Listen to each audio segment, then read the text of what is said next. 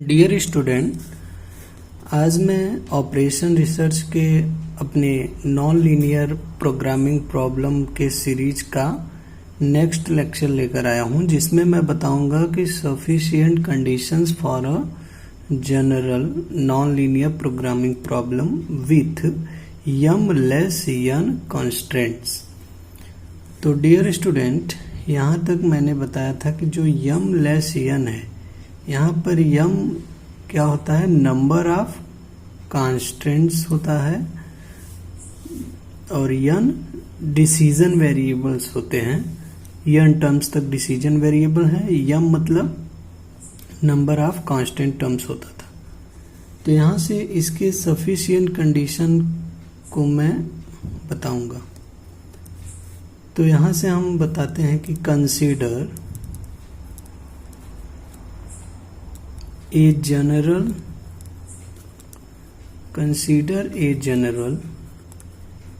NLPP, मतलब एक general non linear programming problem पर कंसीडर करते हैं यहाँ से कि मैक्स और मीन ऑफ जेड ले रहे हैं। तो general non linear programming problem है, तो जो भी है ये फंक्शन पर है, डिफाइंड हो जाएगा x1 x2 dot dot dot action. ऐसा मैं ऑब्जेक्टिव फंक्शन यहां पर लेता हूं नॉन लीनियर प्रोग्रामिंग प्रॉब्लम में। फिर यहां से डिस्कस करेंगे सब्जेक्ट टू कंस्ट्रेंट। तो ये चीज कैसे लिया जा रहा है, इसके लिए आप हमारे सभी प्रीवियस लेक्चर को देखिए, तो वहां से क्लियर हो जाएगा। सब्जेक्ट टू कंस्ट्रेंट यहां से लिया जाएगा G I, decision variable x1 x2 dot dot dot X N तक होगा। ये इक्वल हो जाएगा सी आई के।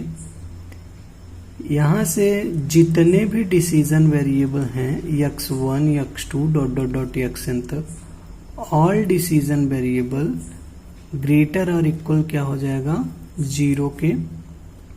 ऐसा हम जब डेफिनेशन पढ़े थे general non linear programming problems का, तो वहाँ ये सब चीजें बताई गई थी।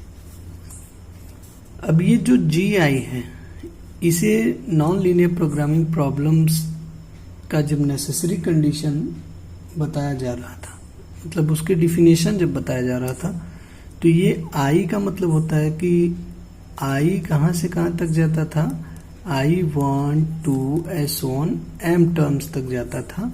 तो यहाँ से ये G1 x1 x2 dot dot dot xn, G2 x1 x2 dot dot dot xn, ऐसे ही यम ऑर्डर तक G power m x1 x2 dot dot dot xn तक होता था। CI भी C1 C2 dot dot dot CM तक होता था। तो ये सब बातें बताई गई थी। तो sufficient condition for a general non linear programming problems के लिए यही जो G1 G2 इसकी वैल्यू आएगी, ये m टर्म्स तक होता है। Decision variable x1 x2 n terms तक है, तो इसीलिए इसे कहा गया यम लेस यन कंस्ट्रेंट के लिए। साथ ही फिर नेसेसरी कंडीशन के लिए यहां से एक चीज देखे थे कि जो भी मेरा सब्जेक्ट टू कंस्ट्रेंट है, इसको हम कैन बी रेड्यूस, यहां से रेड्यूस कर सकते हैं कि इस तरीके से कि जो भी मेरा G I equal to C I form का होता था, यहाँ से जी आई को, इस सी आई को इधर ले आकर इसमें माइनस कर देते थे और ये 0 हो जाता था, और इसी को एच आई मानते थे। ऐसा हम अपने नेसेसरी कंडीशन में करते थे। तो इस हिसाब से यहाँ वही चीज हो जाएगा कि द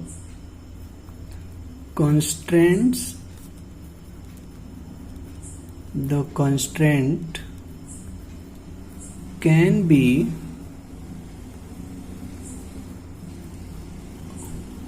reduced to, तो यहां से ऐसे रिड्यूस्ड करेंगे कि जो इस तरीके से जो g i x1 x2 dot dot dot xn equal to ci है। इसी ci को इस साइड जब ले आएंगे तो ये हो जाएगा g power i x1 x2 dot dot dot xn minus ci equal to 0, और इसी को हम मान लेंगे s power i x1 x2 xn के लिए। तो इस तरीके से हम अपने कंस्ट्रेंट को रिड्यूस कर सकते हैं। तो फिर ऑलरेडी हम आप सीख चुके हैं कि नेसेसरी कंडीशन के केस में जो लेग्रांजेस फंक्शन निकाला जा रहा था कि द लेग्रांजेस फंक्शन, तो Lagrange's function with Lagrange's multiplier, Lagrange's multipliers के साथ मल्टीप्लायर जो लैम्डा होता है उसके साथ हम निकालते थे लेग्रांजेस फंक्शन को। तो लेग्रांजेस फंक्शन को एल एक्स कामा लैम्डा से डिनोट किया जाता था, और इसको क्या होता था, जो भी मेरा ऑब्जेक्टिव फंक्शन होता था एफ एक्स, उसमें से माइनस करते थे जो न्यू कंस्ट्रेंट रिड्यूस करने के बाद बना होता था। इस न्यू कंस्ट्रेंट में लैम्डा के साथ मल्टीप्लाई करके उसी को इस पूरे ऑब्जेक्टिव फंक्शन जो लिया गया है F x1 x2 dot dot dot xn में से माइनस करते थे। तो यहाँ से इसमें से घटाएंगे, और ये जो न्यू कंस्ट्रेंट है एच आई तक है, तो ये आई कहाँ से कहाँ तक है 1 to m तक, इसके सम को लेंगे और लैम्डा आई ले लेंगे into H I capital x. यहाँ से वेयर कैपिटल एक्स जो भी मेरे डिसीजन वेरिएबल्स हैं उसकी वैल्यू होती x1 x2 dot dot dot xn होगा, और lambda I lambda 1 lambda 2 dot dot dot lambda m होगा। अर्थात जितने भी कंस्ट्रेंट होंगे आई भी एच आई x1 x2 ये भी जो होगा आई जब यहाँ 1 होगा, फिर ऐसे ही आई की वैल्यू एच पावर m तक होगा। तो यहाँ पर जितने भी कंस्ट्रेंट होंगे उतने ही लैम्डा आई, उतने ही लेग्रांजेस मल्टीप्लायर्स उसके मिलेंगे। तो इसलिए ये लैम्डा आई केवल लैम्डा 1 से लैम्डा m तक जाएगा, क्योंकि कंस्ट्रेंट एच आई हमारा जो है वो 1 से m तक ही जा रहा है। तो ये मेरा लेग्रांजेस फंक्शन की वैल्यू मिल गई। तो यहाँ से हम देखते थे कि एज्यूमिंग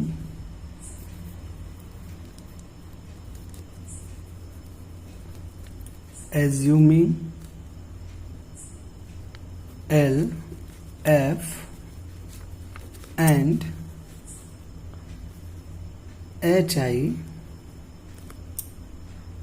तो यहाँ से एज्यूम करते हैं कि जो L, F और HI है, मतलब HI न्यू जो कंस्ट्रेंट रिड्यूस करने पर बना है, और साथ में F मेरा जो ऑब्जेक्टिव फंक्शन लिए हैं, L मतलब लेग्रांजेस फंक्शन। अर्थात इस पूरे वैल्यू को अगर हम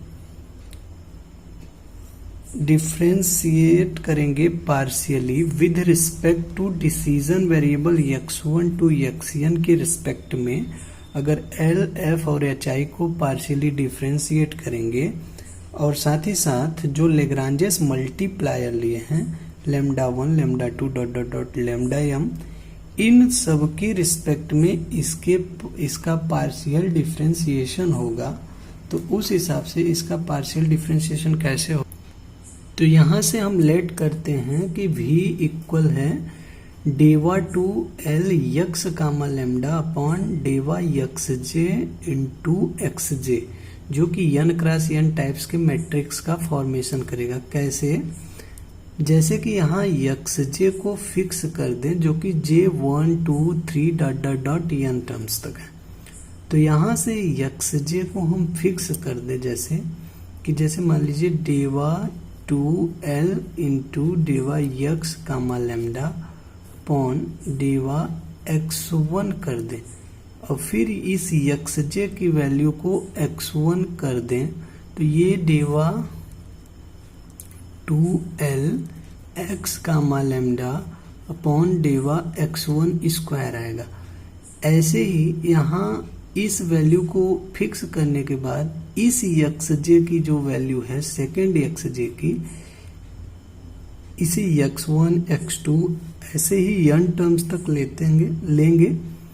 तो यहाँ से जो भी वैल्यू मिलेगा उन सभी वैल्यू को इस टाइप से जो भी वैल्यू मिलेगा उन सभी वैल्यू को इस तरीके से मैट्रिक्स फॉर्म में लिख देंगे। तो इस वैल्यू से, इस सेकेंड ऑर्डर पार्शियल डिफरेंशिएशन वाले मान से जो भी मैट्रिक्स मिलेगा वो n क्रॉस n का मैट्रिक्स होगा। तो ये सभी बातें जब क्वेश्चन लिया जाएगा तो वहां से पूरी तरीके से क्लियर हो जाएगा। तो यहाँ भी वैल्यू है डेवा 2L डेवा x लैम्डा एक्स जे का कहने का ये सेंस कि एक एक्स जे में 1 वैल्यू लेकर जब इसे हम फिक्स कर देंगे और एक एक्स जे वैल्यू में 1 2 dot dot dot n terms तक लेंगे तो उसमें 1 रो का एलिमेंट मिलेगा। ऐसे ही जब x2 लेंगे, मतलब यहाँ पर इस एक्स जे की जगह 2 रखकर वैल्यू को फिक्स कर देंगे, तो यहाँ x1 x2 dot dot dot xn लेंगे तो सेकेंड रो मिलेगा। इस टाइप से n क्रॉस n टाइप्स के मैट्रिक्स का फॉर्मेशन हो जाएगा।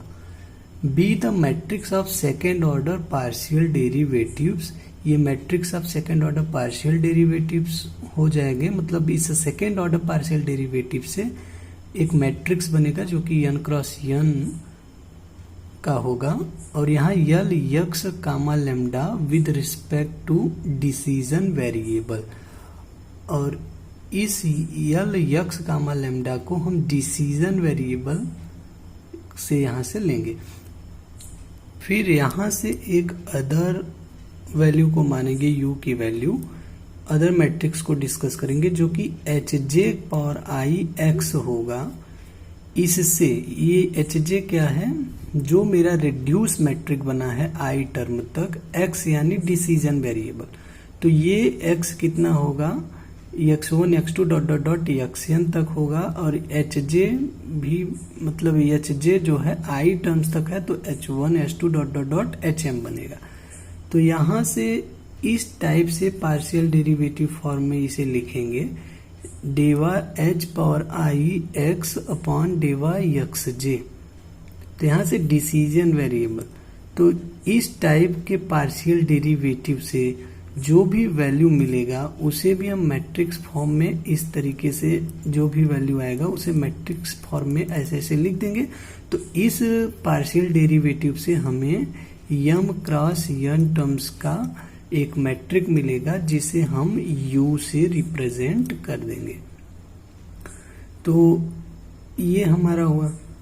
अब यहाँ से एक स्क्वायर मैट्रिक्स को हम डिफाइन करेंगे। Now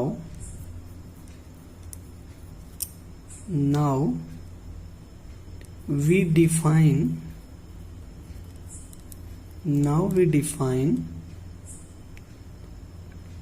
square matric.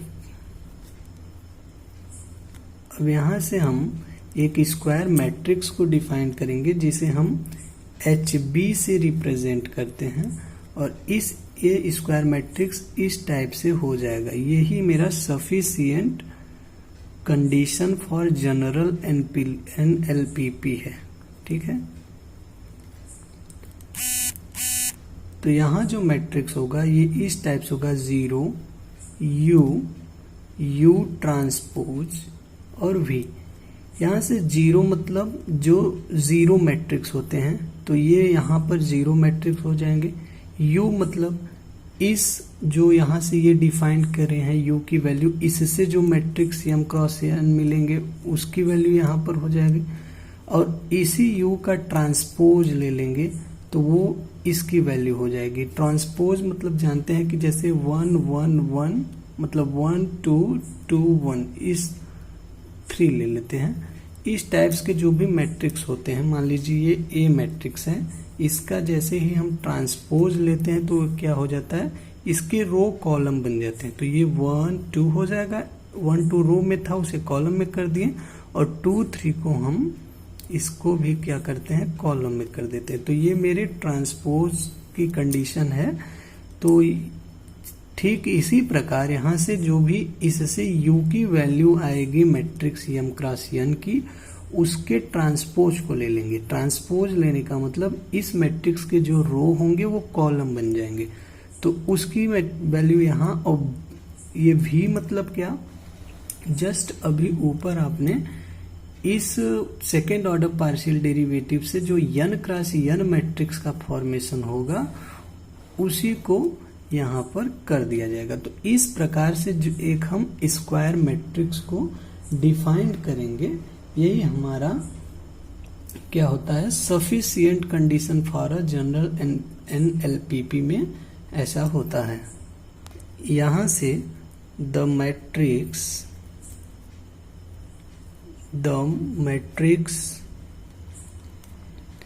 HB जो है, HB इज कॉल्ड, इस HB को हम क्या कहते हैं, is called bordered Hessian matrix. ये जो मैट्रिक्स को हमने डिफाइन किया है, इस मैट्रिक्स को हम बॉर्डर्ड हेसियन मैट्रिक्स कहते हैं। Than sufficient condition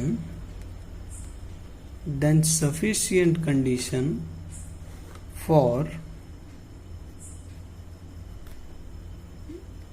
max and mean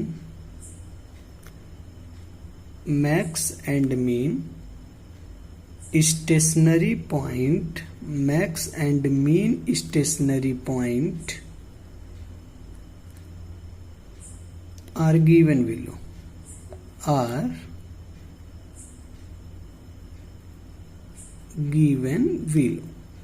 तो यहां से जो हेसियन मैट्रिक्स आया है, उस हेसियन मैट्रिक्स से हम ये पता करेंगे कि कब मैक्सिमम पॉइंट, साइन पैटर्न देखेंगे कि साइन पैटर्न के हेल्प से कब हमें मैक्सिमम पॉइंट मिलेगा और कब मिनिमम पॉइंट मिलेगा, ये भी उस हेसियन मैट्रिक्स से देखा जाता है।